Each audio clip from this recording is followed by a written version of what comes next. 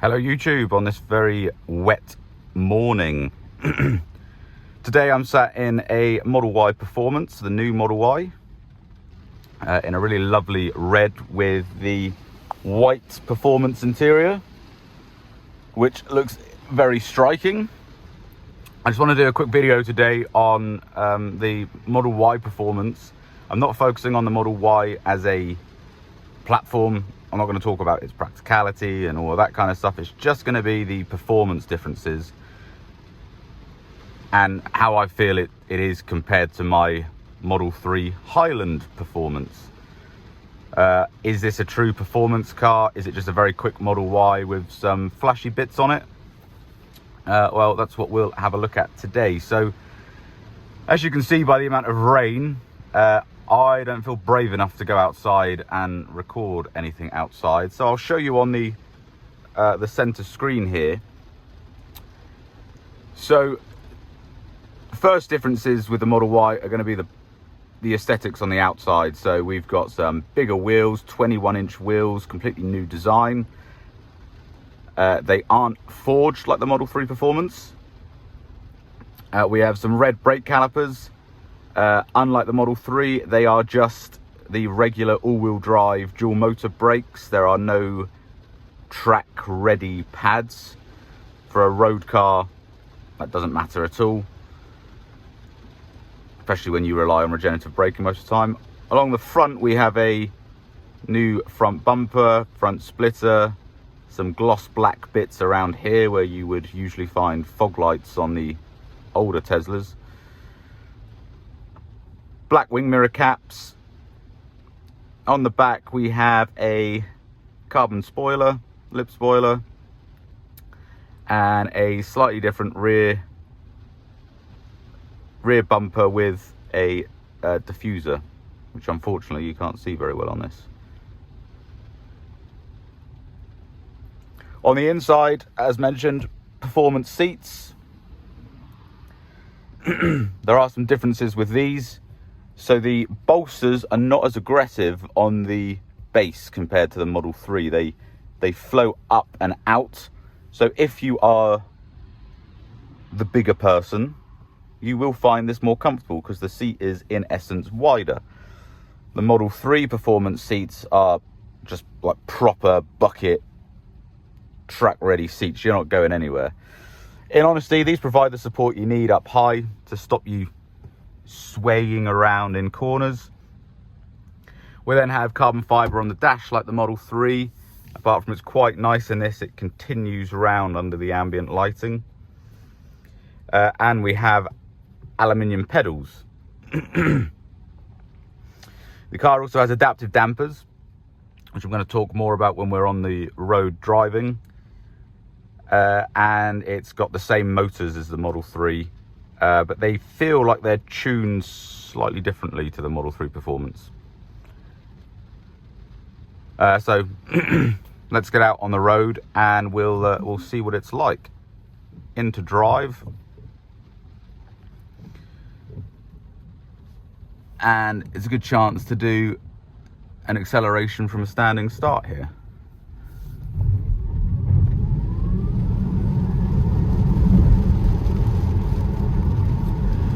Very quick car, no doubt about it. It's a very, very quick car. Quicker than anyone needs an SUV to be. So quick that my seatbelt's locked and was strangling me. Some big puddles around here. I'm just going to turn around in here because I don't know why I came down this road, because I don't want to go down here. Sheeps!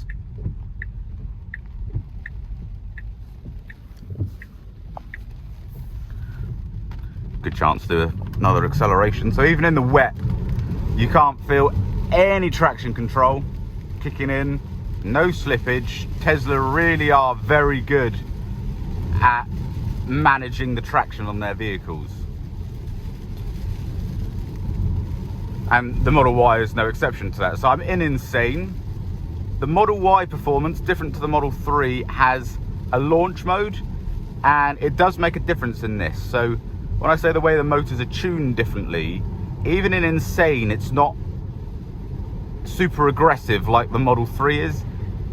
It is aggressive, but to get the most violent off-the-line start, you have to use the launch control.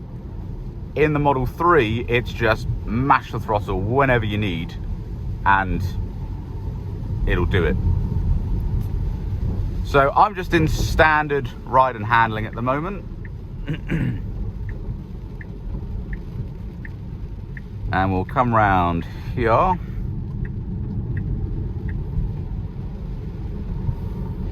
So this has got the adaptive dampers on it. Now in my Model 3 Performance, as soon as I switch to Sport, I can feel an immediate difference. In this Model Y Performance, you switch to Sport, and it feels exactly the same. No difference whatsoever. The ride feels just as compliant, but it does do something during hard cornering. The car stays, at least from inside the driver's seat, it feels completely level, no body roll whatsoever. So I'm wondering if the setup for the suspension on this is the adaptive dampers. Standard is just, you know, open dampers. It's not doing anything.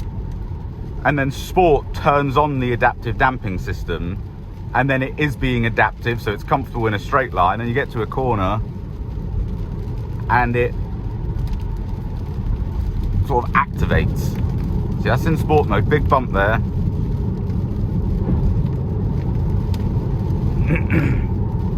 But it is,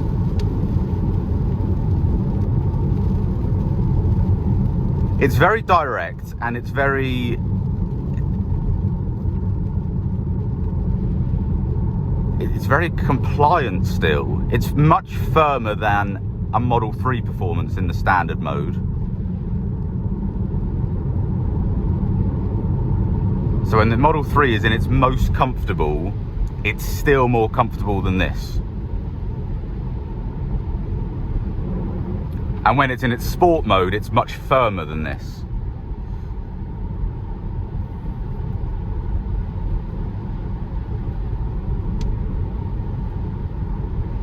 But this is still quite nice. It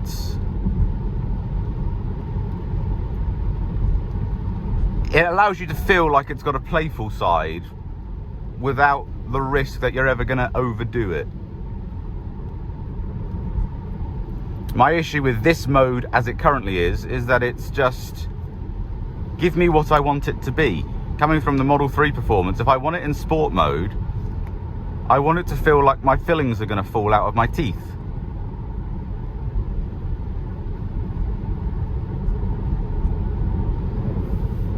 It's a bad analogy because I don't have any fillings, but that's beside the point. But it's very, very compliant still when I'm in Sport. And then I switch back to standard. Feels exactly the same.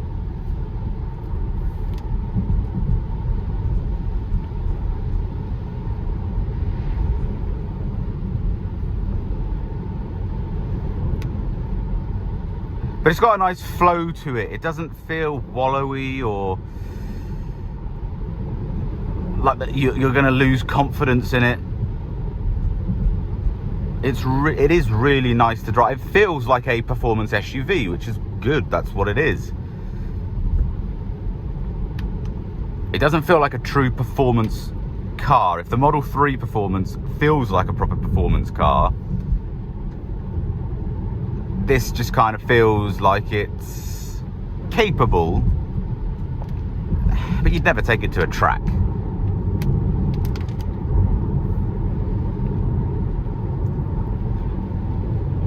But then how many people take their cars to tracks realistically? This is a family car, it's a practical car. Plus it can be, you know, if you've got a family and you wanted the Model 3 Performance and it isn't suitable, this gives you 80% of what a Model 3 Performance is. And as far as compromises go, that isn't bad. When you can also fit your whole family, your dog, tons of stuff in the back. You can still tow 1,600 kilos with this, the same as the bog standard Model Y. It's still comfortable. You've still got all the heated and cooled seats. It's really not a bad proposition as a performance, do everything vehicle.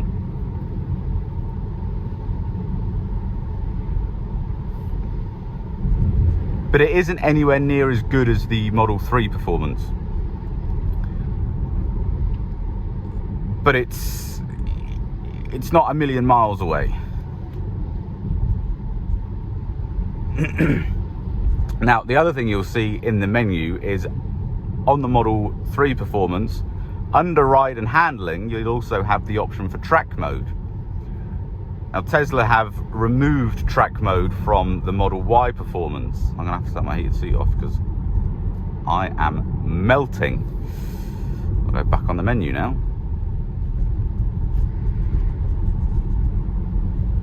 Let's go around here. I did forget to mention it's a slightly bigger screen as well. And you do notice it. It is a bigger screen. So there is no track mode. They've done away with it. It's not coming in an update unless enough people complain. But there is no track mode yet. And the reason that there's no track mode is Tesla is able to analyze the data of all of their cars. And they found that people with Model 3 Performances use track mode. A large proportion of owners use track mode. They either take them to the track or they just like to have a bit of a play about with it on the road. Those with the Model Y Performance, not many owners ever selected track mode, so they've taken it out and they've tried to substitute it with where is it? Stability assist here. So you can go into a reduced stability assist. It comes up with a warning.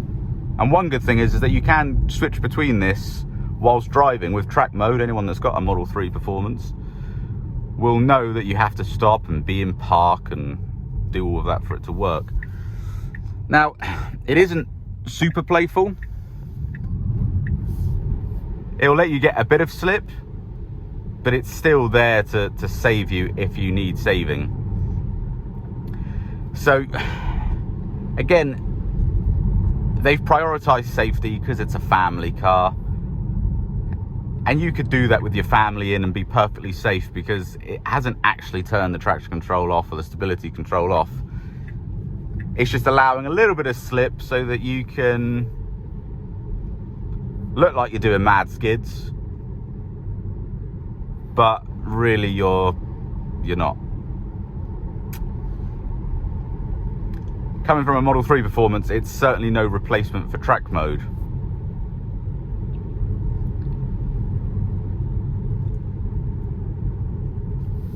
So we're just about to get onto a dual carriageway, which has the same speed limit as a motorway in the UK, so it's 70 miles an hour.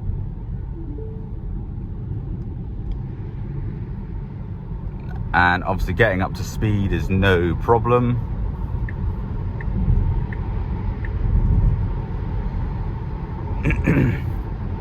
And this has got, we can go full screen, so we've done that. We'll select home because I've got to take it back to Tesla now, unfortunately.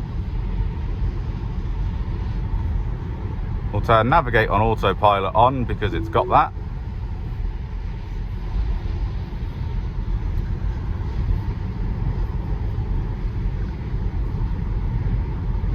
And just like the Model 3 Performance, it's got a great dual personality. So you can have fun all the way to a main road like this if you're on a road trip. Keep the kids excited on the boring country back roads. And then you get to a motorway, dual carriageway, 70 miles an hour. Even if you haven't got enhanced autopilot or full self-driving capability. Disclaimer, this is Britain. We're miles behind. Our government won't allow us to have full self-driving. Nowhere in Europe as of yet is allowed to. So this is what we're left with in a 2025 brand new Model Y Performance, is software from 6 years ago. Unfortunately, that's the reality that we find ourselves in. So if anyone watches this from a country where you do have full self-driving, this car has full self-driving capability. This is all that we can do. End of disclaimer. So when you're sat here, it's quiet, it's comfortable, visibility is good. I do really like sitting that little bit higher up than the Model 3. I do get the appeal behind SUVs, but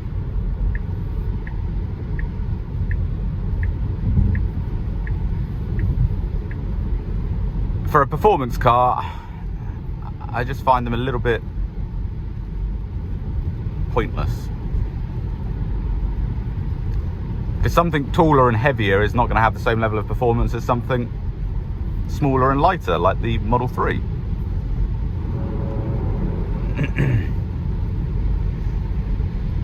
But now it's just a cruiser. It's just a sit back, relax.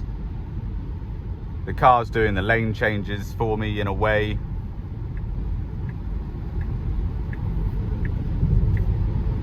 Still have to activate it and whatnot, but it does it.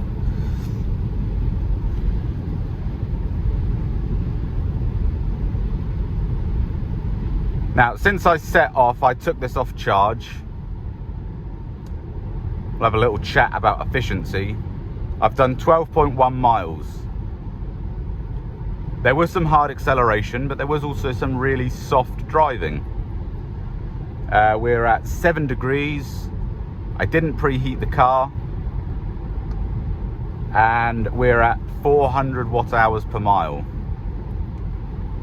And that's not going down. Even though we're on the dual carriageway at 70 miles an hour, it's going up.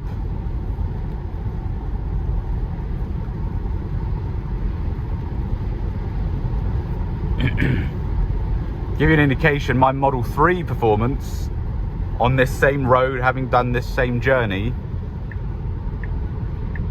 in similar conditions, would be doing about 320 watt hours per mile at this stage. So it's quite a big efficiency hit.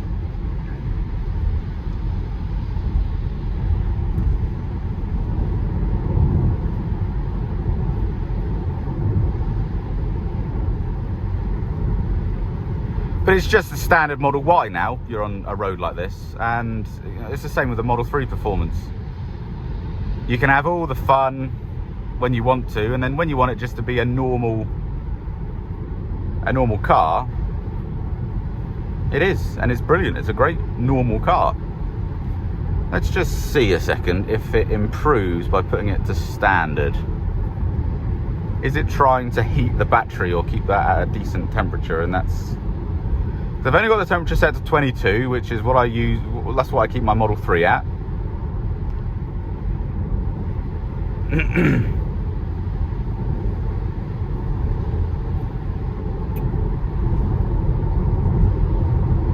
We'll see. We've still got another 10 miles till our destination. It says we're going to use 3% to get there. So based on this, efficiency is not great. So yeah, just a little summary then of the Model Y Performance. I really like it, but I wouldn't swap my Model 3 Performance for one. If you want a performance car, pick the lighter, smaller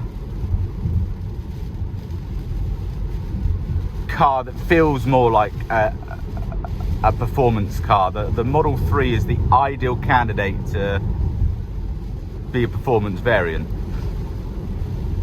This is great as a compromise, but factoring in the price, like the Model 3 Performance, it's about £10,000 more to go performance. And with the Model 3, I could justify that because you've got the aesthetic changes, which you have with this as well, but I think they're more subtle on the Model Y.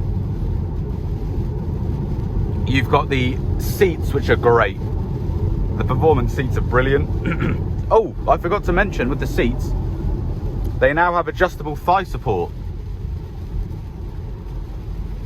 They've done it in a very Tesla way, overly complicated, the way that it works, and being in cars like BMWs, where they just have a slidey bit of thigh support, I think works better than how they've done it.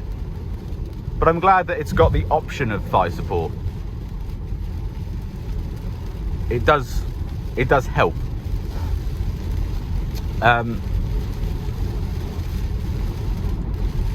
So yeah, I think if you want a performance car, get the Model 3, unless you really have to compromise for space and like family practicality and whatnot, because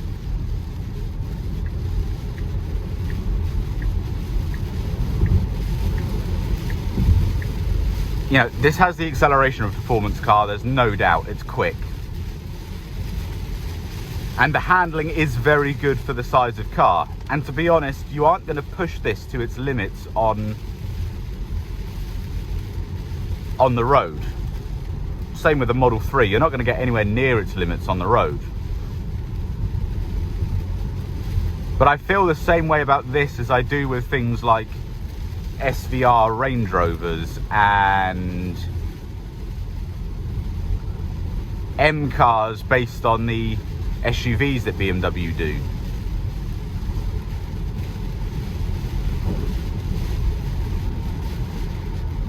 They're a great compromise if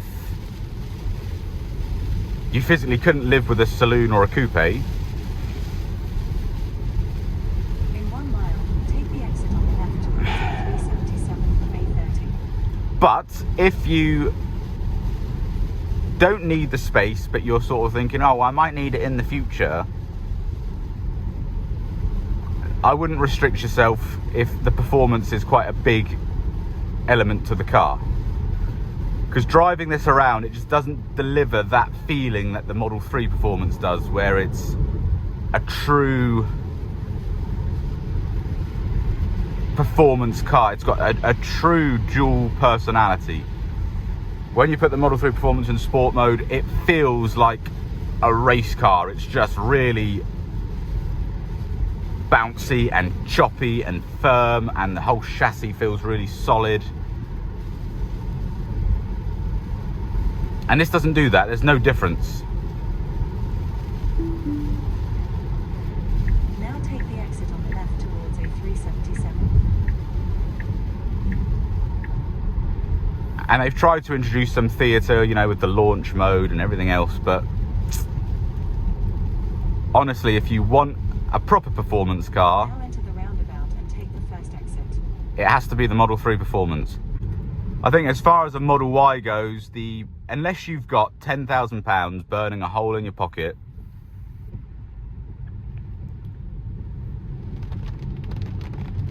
which you're very fortunate if you do,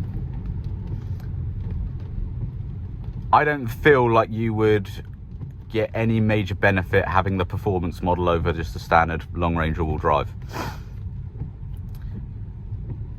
So yeah, I see a lot of people post about the Model 3 Performance, and they'll say, you know, people are torn between an all-wheel drive Model 3 and the Performance Model 3. People will go, I don't think you'll regret buying a Model 3 Performance, but you probably will regret buying a long range all-wheel drive and then wishing you got the Performance. With this, I feel like you might regret buying the Performance because you just never use it, and you never have the sensation of being in a proper performance car.